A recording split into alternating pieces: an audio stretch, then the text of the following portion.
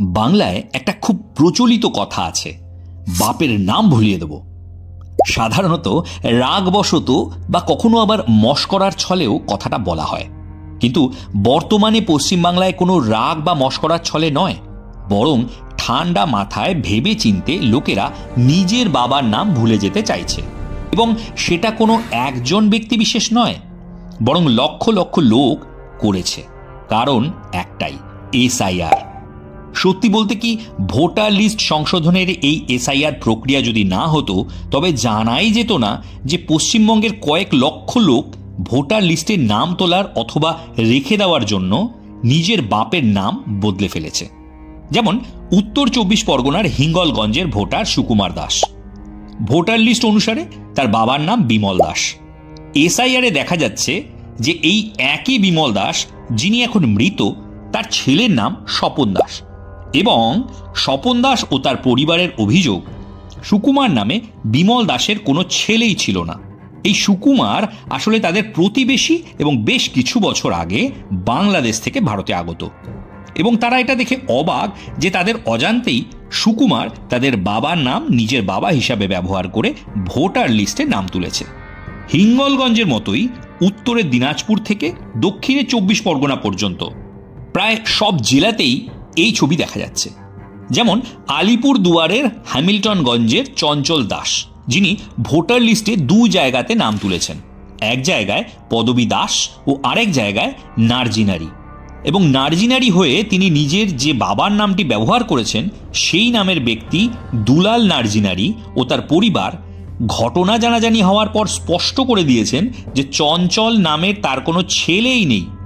এবং তাদের অজ্ঞাতসারেই দুলাল নার্জিনারি নামটি ব্যবহার করে চঞ্চল তাকে নিজের বাবা বানিয়ে দিয়েছে।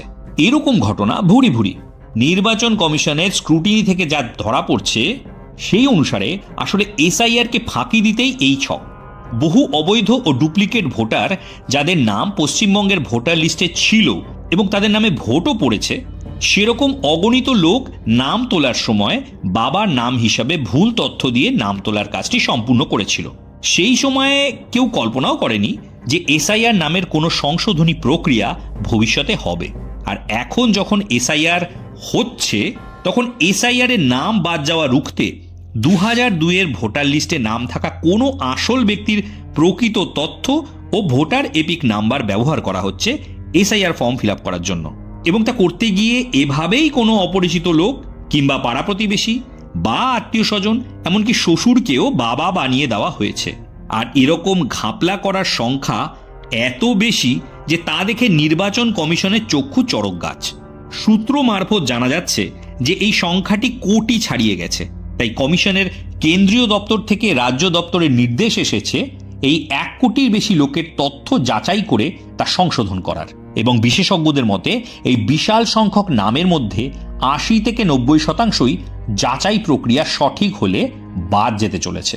যেখানে এসআইআর এর প্রথম পর্যায়ে 11 ডিসেম্বর অবধি ইতিমধ্যে প্রায় 58 লক্ষ নাম বাদ গেছে, সেখানে তার সাথে যদি পরবর্তী যাচাই প্রক্রিয়াতেও ওই 1 কোটির 80-90% নাম বাদ যায়, তাহলে পশ্চিমবঙ্গের ভোটার লিস্ট থেকে মোট বাদ যেতে পারে প্রায় 1,40 থেকে 50 লক্ষ নাম। আর সেরকম হলে সেটা শুধু ভারত নয়, পুরো পৃথিবীতে নজির সৃষ্টি করবে। আর সারা পৃথিবী তখন বলবে যে পশ্চিমবঙ্গে সত্যিই খেলা হয়েছে। এ ব্যাপারে আপনাদের বক্তব্য অবশ্যই কমেন্ট করে জানাবেন। আজকের ভিডিও এ পর্যন্তই। আশা করি আপনাদের ভালো লেগেছে। ভিডিওটি ভালো লাগলে তা অবশ্যই লাইক ও শেয়ার করবেন। দেখা হচ্ছে পরের ভিডিওতে। সুস্থ থাকুন, ভালো থাকুন।